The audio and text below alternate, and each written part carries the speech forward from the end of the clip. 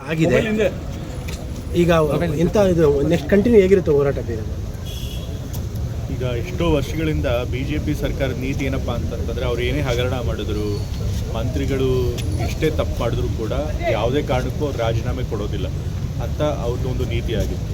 ಜನ ಎಷ್ಟೇ ಆಕ್ರೋಶ ವ್ಯಕ್ತಪಡಿಸಲಿ ನಾವು ಮಾತ್ರ ರಾಜೀನಾಮೆ ಕೊಡೋಲ್ಲ. ಯಾಕೆಂದರೆ ಜನರಿಗೆ ನಾವು ಎದುರು ಕೊಡೋದಿಲ್ಲ. ಎಲ್ಲ ಸಂಸ್ಥೆಗಳು, ಪ್ರಜಾಸತ್ತಾತ್ಮಕ ಸಂಸ್ಥೆಗಳನ್ನು ಅವರು ತಮ್ಮ ಕಪಿಮುಷ್ಟಿಗೆ ತೊಗೊಂಡ್ಬಿಟ್ಟಿದ್ದಾರೆ. ಸೊ ಹಾಗಾಗಿ ಚುನಾವಣೆ ನಾವು ಸುಲಭವಾಗಿ ಗೆಲ್ತೀವಿ, ಇದು ಎಲೆಕ್ಷನ್ ಕಮಿಷನು ಬೇರೆ ಸಂಸ್ಥೆಗಳನ್ನು ಉಪಯೋಗಿಸ್ಕೊಂಡು ಜನಕ್ಕೆ ನಮಗೆ ಲೆಕ್ಕ ಇಲ್ಲ ಅನ್ನೋ ರೀತಿ ನಡ್ಕೊಳ್ತಾ ಇದ್ರು. ಬಹಳ ಅಧಿಕಾರದ ಅಹಂಕಾರದಲ್ಲಿ ಮೆರೀತಾ ಇದ್ದರು. ಆದರೆ ಈಗ ಅವರಿಗೆ ಪಾಪ ಯುವಜನತೆ ಪ್ರತಿಭಟನೆ ಮಾಡಿ ಪ್ರತಿರೋಧ ತೋರಿಸಿ ಕೊನೆಗೂ ಅವರಿಂದ ರಾಜೀನಾಮೆ ಕೊಡ್ಸೋಂಗೆ ಮಾಡಿದೆ. ಒಂದು ಜವಾಬ್ದಾರಿತನ ಅವ್ರಿಗೆ ಬರೋ ರೀತಿ ಮಾಡಿದೆ. ಬಟ್ ಇದೇ ರೀತಿ ಅದು ಅವ್ರಿಗೂ ಎಚ್ಚರಿಕೆ. ಮುಂದೆ ಇದೇ ರೀತಿ ಅವರು ತಪ್ಪುಗಳನ್ನು ಮಾಡ್ತಿದ್ರು ಕೂಡ ಮಂತ್ರಿಗಳಿಗೆ ಅವರು ಬೆಂಬಲ ಕೊಡ್ತಾ ಇದ್ದರೆ ಜನ ಸುಮ್ಮನೆ ಇರೋದಿಲ್ಲ ಅನ್ನೋದು ಗೊತ್ತಾಗ್ತಾ ಇದೆ. ಕರ್ನಾಟಕದಲ್ಲಿ KPSCಲಿ ಕೂಡ ಭಾಳಷ್ಟು ಹಗರಣಗಳಾಗಿದೆ, ಅದ್ರ ಬಗ್ಗೆಯೂ ಕೂಡ ತನಿಖೆಗಳಾಗಬೇಕು. KPSCಲೂ ಕೂಡ ತೊಂದರೆ ಇದಾಗಿದೆ. ಬಟ್ KPSC ಅಧ್ಯಕ್ಷರು ಮಾಡಿದ್ದು ಯಾರು? BJP ಪಕ್ಷ, ನಮ್ಮ ಪಕ್ಷದವ್ರು ಮಾಡೋಲ್ಲ. ಈಗ KPSC ಅಧ್ಯಕ್ಷನ ತೆಗೆಯೋಕ್ಕೂ ಕೂಡ ನಮ್ಮ ಸರ್ಕಾರಕ್ಕೆ ಅಧಿಕಾರ ಇಲ್ಲ. ಆದರೂ ಈ ರಾಜ್ಯಪಾಲರು ಅವರೇ ಈಗ ಅದನ್ನು ಅವರು ಏನು ಆಗ ತಪ್ಪು ಮಾಡಿದ್ದಾರೆ ಜಾತಿ ಪ್ರಮಾಣ ಕೊಡೋದ್ರೊಳಗೆ ಮತ್ತು ಇನ್ಕಮ್ ಸರ್ಟಿಫಿಕೇಟ್ ಕೊಡೋದ್ರೊಳಗೆ, ಅದನ್ನು ಗಮನಿಸಿಕೊಂಡು ಈಗ ಅವ್ರನ್ನ ಅಮಾನತು ಮಾಡಿದ್ದಾರೆ. ನಮ್ಮ ಕ್ಯಾಬಿನೆಟ್ ಕೂಡ ಅದಕ್ಕೆ ಅನುಮೋದನೆ ಕೊಡಿಸಿದೆ. ಬಟ್ ಆದರೂ ಕೂಡ ಅಂತಹ ಒಬ್ಬ ಭ್ರಷ್ಟ KPSC ಅಧ್ಯಕ್ಷನ ಇವಾಗ ಅವ್ರನ್ನ ಕಾಯ್ದೆ ಕೊಟ್ಟಿರೋದು ಯಾರು? ಇದೇ BJP ಮತ್ತು RSS ಅವರ ಲಾಯರೇ ಅವ್ರನ್ನ ರೆಪ್ರೆಸೆಂಟ್ ಮಾಡ್ತಿರೋದು. ಸೊ ಹಾಗಾಗಿ ಒಂದು ಕಡೆ KPSC ಭ್ರಷ್ಟಾಚಾರ ನಿಲ್ಲಿಸಿ ಅಂತ ಹೇಳ್ತಾರೆ, ಆದರೆ ಅಂಥ ಭ್ರಷ್ಟನ ರಕ್ಷಣೆಗೆ ಅವರೇ ಮುಂದಾಗ್ತಾರೆ. ಸೊ ಇದು BJPಯ ಹಿಪೋಕ್ರೆಸಿನ ತೋರಿಸುತ್ತೆ. ಆಷಾಢದ 2ನೇ ಶುಕ್ರವಾರ ಸ್ವಲ್ಪ ಜಾಸ್ತಿ ವೆಹಿಕಲ್ ಜಾಸ್ತಿ ಬಿಟ್ಟು. ಹೌದು, ಮೊದಲನೇ ವಾರ ಚೆನ್ನಾಗಾಯಿತು. ಬಟ್ 2ನೇ ವಾರ ಸ್ವಲ್ಪ ವೆಹಿಕಲ್ಸ್ಗಳು ಜಾಸ್ತಿ ಬಂದುಬಿಟ್ಟು ಮತ್ತು ಅವ್ರನ್ನ ಬೆಟ್ಟದ ಮೇಲೂ ಕೂಡ ಕೆಲವು ಒತ್ತಡಗಳಿಗೆ ಮಾಡೋದು ಆಡಳಿತ ಬಿಟ್ಟುಬಿಟ್ಟಿದೆ. ಅದರಿಂದ ಸ್ವಲ್ಪ ತೊಂದರೆ ಆಗಿದೆ ಜನತೆಗೆ. ಬಟ್ ಆದರೆ ಮತ್ತೆ ಬರೋ ವಾರಗಳಲ್ಲಿ ಆ ರೀತಿ ತೊಂದರೆ ಆಗದವ್ರಿಗೆ ಖಂಡಿತ ನೋಡಿ. ಬರದ ಸಮಸ್ಯೆ ಇದೆ. ಈಗ ರೈತರುಗಳಿಗೆ ದುಡ್ಡು ಕಟ್ತಾ ಇಲ್ಲ ಅಂತೇಳಿ ನೋಟಿಸ್ಗಳು ಕೊಡ್ತಾ ಇದ್ದಾರೆ. ನೋಟಿಸ್ಗಳು ಕೊಡ್ತಾ ಇದ್ದಾರೆ ಈ ಸಂದರ್ಭದಲ್ಲಿ.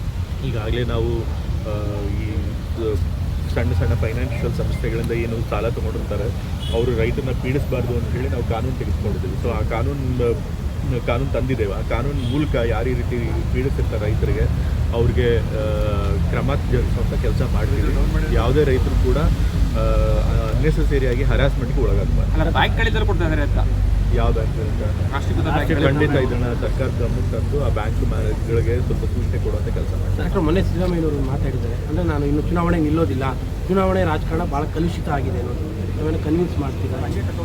ಇಲ್ಲ, ಮೊದಲಿಂದನೂ ಕೂಡ ತಂದೆಯವರು ಅದನ್ನೇ ಹೇಳಿದರು. ಅವ್ರು ಮುಖ್ಯಮಂತ್ರಿಗಳಾಗಿದ್ದಾಗಲೂ ಅದೇ ಹೇಳ್ತಾ ಇದ್ರು 2028 ಚುನಾವಣೆಯಲ್ಲಿ ನಾನು ನಿಲ್ಲೋದಿಲ್ಲ ಅಂತ. ಸೊ ಹಾಗಾಗಿ ಮೊದಲೇ ಅವ್ರು ತೀರ್ಮಾನ ಮಾಡಿದ್ದಾರೆ. ಅವ್ರ ತೀರ್ಮಾನಕ್ಕೆ ನಾವೆಲ್ಲರೂ ಗೌರವ ಕೊಡೋದು. ಯಾಕಂದ್ರೆ ಅವ್ರ ಅಭಿಮಾನಿಗಳು ಇನ್ನೂ ನಿಲ್ಲಬೇಕು ಅನ್ನುವಂಥ ಪ್ರೆಷರ್ ಕೂಡ ಇದೆ. ಅವರು ಸಕ್ರಿಯ ರಾಜಕಾರಣದಲ್ಲಂತೂ ಇದ್ದೇ ಇರ್ತಾರೆ. ಚುನಾವಣಾ ರಾಜಕೀಯ ಬಿಟ್ಟರೂ ಕೂಡ ಸಕ್ರಿಯ ರಾಜಕಾರಣದಲ್ಲಿ ಇದ್ದೇ ಇರ್ತಾರೆ. ಯಾರು ಶೋಷಿತ ವರ್ಗದವರು ಇರ್ತಾರೆ, ಯಾರು ವಲ್ನರಬಲ್ ಇರ್ತಾರೆ ಅಂಥವ್ರ ಪರವಾಗಿ ದನಿ ಎತ್ತುವಂಥ ಕೆಲಸ ಮಾಡಿಕೊಂಡೇ ಬರ್ತಾರೆ.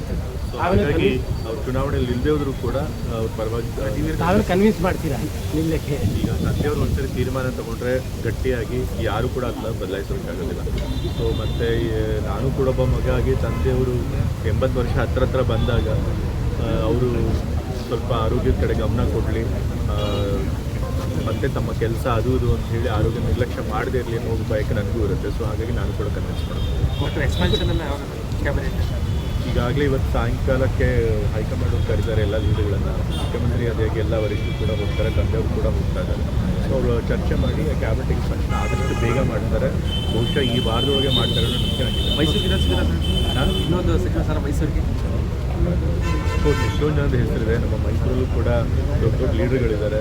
ಸೊ ಅವರು ಕೂಡ ಮಂತ್ರಿಗಳಾಗುವಂಥ ಸಂಭಾವನೆಯತೆ ಇರುತ್ತೆ. ಸೊ ನೋಡ್ಬೇಕು ಏನು ತೀರ್ಮಾನ. ಸರ್, ಮೈಸೂರು